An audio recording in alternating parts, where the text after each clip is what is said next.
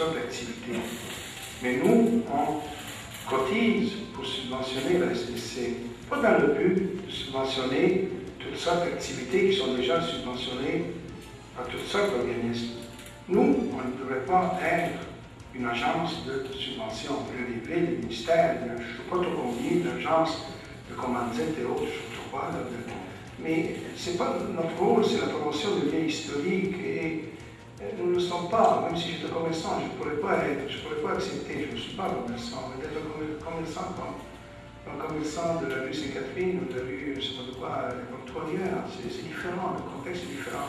Et je ne vois pas, je ne suis pas capable de faire cette lecture de la spécificité du mémorial. Quand le quartier international, etc., c'est merveilleux, c'est des designs, c'est des projets, puis c'est bon, c'est des îlots, mais le cœur de la ville historique. Quand on voit une Saint-Paulès pitonnisée, avec une chaussée qui n'est pas apte à la marche, on fait honte, en fait. On ne devrait pas permettre cela.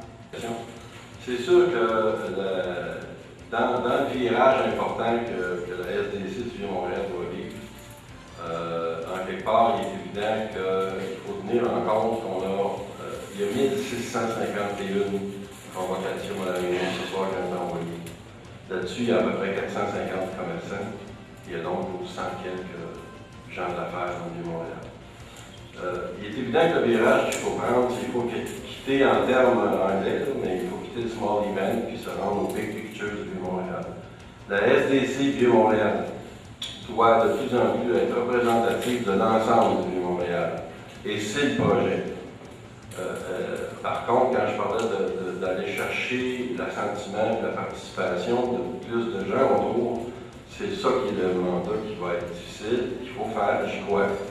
Et en quelque part, on est censé représenter. Donc, on peut faire des activités carrément de mise en valeur et de promotion du Vieux-Montréal. Quand j'ai parlé du projet qu'on commence présentement, j'ai parlé de l'OPAM, sur lequel on participe, mais le projet avec la presse, les 5 autres mois qui vont rester, on va quitter l'événementiel, on va parler de ce qui se fait dans le Vieux-Montréal. On va parler du design, des designers. On va parler de ce qui se fait aussi au niveau du milieu des finances, au milieu de l'immobilier. Donc, en quelque part, on va commencer à donner une image de l'ensemble des activités qui se font ici. C'est pas où est-elle la place du résident, le respect du résident, le respect des places d'affaires par rapport à cet ensemble. Je ne vois pas de fil conducteur, donc je ne fais que m'exprimer trop bonnement en titre de partenaire et de personnes qui étaient concernées par cet environnement. Merci beaucoup. Moi, ça fait 35 ans que je suis dans le développement. Et l'amélioration se fait à partir à chaque année, ça se fait à partir d'organismes comme KEM, qu'on a fait à la rue Miguel, on a fait à Saint-Antoine, on a fait. Donc, il y a beaucoup de choses qui se font sur le design. Le Vieux-Montréal est un exemple. Ça a participé au fait qu'on travaille à l'emplacement de place des spectacles actuellement. C'est le même organisme qui est dans le Vieux-Montréal, KEM, qui est un organisme non lucratif, qui fait ces choses-là pour la ville de Montréal. Donc, je pense que si on regarde le Vieux-Montréal il y a 20 ans, puis on regarde aujourd'hui, on voit la progression. On participe à cette progression-là. On travaille avec l'arrondissement, on travaille avec la ville, on travaille avec les organismes pour que des rues, des trottoirs, des édifices. Le 22 Notre-Dame, c'est grâce à la SDC du Montréal qui s'est fait quelque chose, il y a eu au moins, il va se faire quelque chose, mais ça prend du temps, c'est très très long. Mais, et les rues, toutes les rues, la même chose, la rue Saint-Paul, Notre-Dame, on travaille beaucoup. Donc, il y a eu l'amélioration. Le design pour le Vieux-Montréal, c'est quelque chose, c'est la préoccupation première. Tout passe par le design, vous avez raison. Tout passe par le patrimoine, mise en valeur du patrimoine bâti, patrimoine de mémoire, tout patrimoine religieux. La rue, en face de la cathédrale, tout ça doit se faire. Donc, il y a une amélioration de la toile. Je me rappelle qu'au mois de janvier, on a eu un changement à la SDC. on nous a dit qu'on ferait un balayage, on ramènerait M. Coulombe et Mme de Chana. Hein? Puis ça, c'était pour mettre les choses au point, mettre les choses claires. Même, je vous cite le journal de Métropole. Aura pour but d'assainir le climat tout autant que les procédures quelque peu douteuses utilisées au cours de la dernière année. Mais là, tout ce que je vois, c'est des procédures douteuses. Je vois ça à tour de bras, on me pose des questions par courriel, par je vais avoir ci, je vais avoir ça. Vous ne me répondez jamais, vous allez toujours trouver des façons de ne pas me répondre. M. Coulomb m'a envoyé une lettre pour me dire que je n'ai pas le droit d'avoir les procès-verbaux des assemblées du conseil d'administration. Je n'ai jamais vu ça. Une compagnie publique qui ramasse des argent de nos taxes, puis je peux pas, un de ses membres ne peut pas avoir les comptes rendus des assemblées du conseil d'administration approuvés, ça se peut pas. J'ai jamais vu aussi une société où il faut aller chercher notre procuration à leur bureau. J'ai jamais vu ça. Ça n'a aucun sens. Avoir un comptable qui vient nous parler des états financiers ici, sans copie des états financiers, ça n'a pas d'allure. Monsieur, vous êtes un gestionnaire de carrière.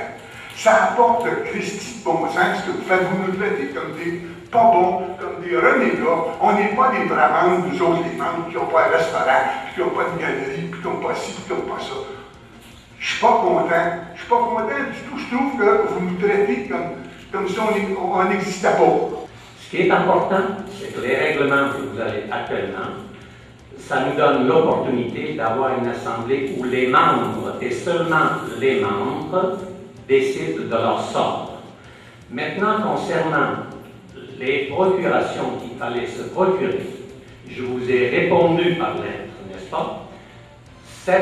Ces procurations-là ont servi à trier ceux qui doivent venir voter, parce que le jour même, c'est impossible de vérifier est-ce que c'est les bonnes personnes qui avaient ces procurations. De plus, pour la première fois de l'histoire de la SDC, non seulement il n'y a pas eu une seule plainte, c'est la première fois que ça arrive, non seulement il n'y a pas eu une seule plainte, mais en plus, les gens avaient l'opportunité d'aller voter par un vote d'anticipation. C'est ce qu'ils ont fait plusieurs. Il y a environ une cinquantaine de personnes qui sont prévalues de ce droit-là. Donc, les membres avaient toutes les opportunités pour aller voter. Plus que ça, s'il y en a qui étaient dans l'impossibilité de venir prendre la procuration, ils étaient même prêts à se déplacer. Donc, ne me faites pas croire que les gens, on les empêchait de voter ou qu'on enlevait un droit de regard, un droit de vote ici et là. Moi, je vous dis que, encore une fois, c'est la première fois de l'histoire du Vieux-Montréal, depuis la création de la FDC, où les gens sont très contents. J'ai reçu au moins une cinquantaine d'emails de gens contents. J'en ai pas reçu un seul qui était mécontent. Vous nous avez présenté le programme pour 2011, enfin le projet sur 2011. Moi, ce qui m'importe surtout, c'est que je vois qu'en été, pendant toute la saison, en fait, on a 5 bons mois où on travaille à peu près tous correctement. Alors, avec des points faibles, des mauvais, il y a tout. La piétonisation, il y en a qui ne sont pas d'accord, donc il faut la faire plus long, plus court. Enfin, ça, c'est une discussion qui fera partie, je pense, de l'enquête que vous avez faite, etc. Ouais. Moi, mon souci, c'est de voir les 5 autres mois de l'année. Les mois d'hiver. Et je ne vois rien dans les propositions que vous nous avez proposées ici sur les mois d'hiver. Et je m'aperçois que dans l'Est, Saint-Paul-Est, en secours, l'éclairage, c'est rien, il n'y a rien. On est dans le noir. On nous a même mis des ampoules dans les arbres pour faire des illuminations de Noël. Elles ne sont pas branchées. Il n'y a pas de prise, parce qu'il n'y a pas de prise, il n'y a pas de lumière. Alors je mets des ampoules, mais il n'y a pas de lumière. Alors moi j'ai l'auberge secours, je ne suis pas un gros, je ne suis pas l'hôtel d'État, je ne suis pas le Queen Elizabeth, mais je ne suis pas là pour perdre de l'argent non plus. Et quand je vois qu'en plus ça ne fonctionne pas bien, parce qu'à côté de chez moi c'est à louer, de l'autre côté c'est la vente, et puis il y en a un qui est en train de liquider. Ben, vous connaissez bien, vous êtes tout près de chez moi. Alors, et puis les boutiques qui se vident, c'est pas bien agréable pour le touriste, pour le passant, pour le chaland, comme on dit. Et ça me gêne beaucoup. Ça fait votre intervention pour l'hiver. Moi, je comprends bien que le conseil d'administration actuel, et probablement que l'autre qui sera nommé, je verrai, mais un des mandats que j'ai, c'est bel et bien de commencer à travailler davantage les mois d'hiver. De novembre à mai. Et ça, j'ai bien compris que c'est dans notre mandat actuel. Ce qui est nouveau, de façon plus précise. Puis l'éclairage, ben là, évidemment, on y travaille énormément, là, mais on est là-dessus. D'ailleurs, il y a un projet qui va être corrigé sur la plage Jean-Cartier, entre autres. L'éclairage qui a été, nous on le sait là, depuis quelques semaines, mais l'arrondissement de Ville-Marie va commencer à faire des efforts. Ils sont en appel d'offres présentement pour refaire tout ça, sur la plage Jean-Cartier. Mais je sais que pour Secours, il y a un problème. La rue Saint-Paul-Est, et c'est sûr que c'est notre rôle que d'influencer. Plus nos commerçants, plus nos membres aussi, l'ensemble des membres, nous donnent le mandat de le faire, plus on a de poids pour les autorités municipales. Je suis dans le Vieux-Montréal depuis 24 ans et j'ai aussi habité le Vieux-Montréal. Je dois dire en acceptant l'invitation de M. Di Candido de participer au comité des élections, ça m'a fait grand plaisir de participer. Je peux vous dire qu'on a eu énormément de discussions. Nous nous sommes rencontrés plusieurs fois concernant les fameuses procurations. Cette année, j'ai même soulevé le problème, nous en avons discuté, ce n'est pas l'idéal. C'est la meilleure solution que nous avons trouvée pour la dernière minute.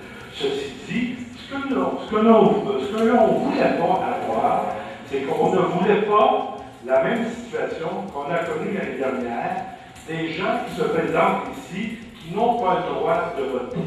Je vous explique exactement mon cas en particulier. Je suis directeur général pour une compagnie qui a 225 employés et plus. Voici, j'ai beau être directeur général, mais je ne suis pas propriétaire et je ne suis pas actionnaire de la compagnie. Alors, cette année, en faisant venir les procurations, on voulait s'assurer que les gens qui soient ici ce soir soient légitimes.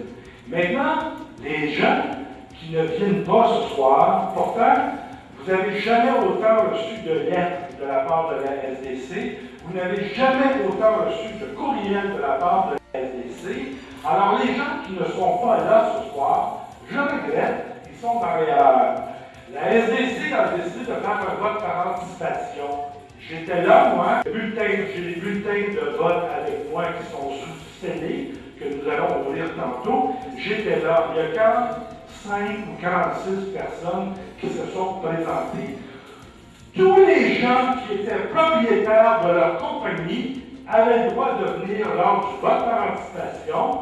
Et tous les gens qui étaient propriétaires ou actionnaires de leur compagnie avaient le droit de se présenter ce soir. Alors, s'ils ne sont pas là, je m'en désole, mais les gens qui vont voter ce soir vont donner un mandat clair à la SDC. Voilà. Les trois élus, et ce n'est pas nécessairement par ordre alphabétique. Monsieur Georges Coulombe.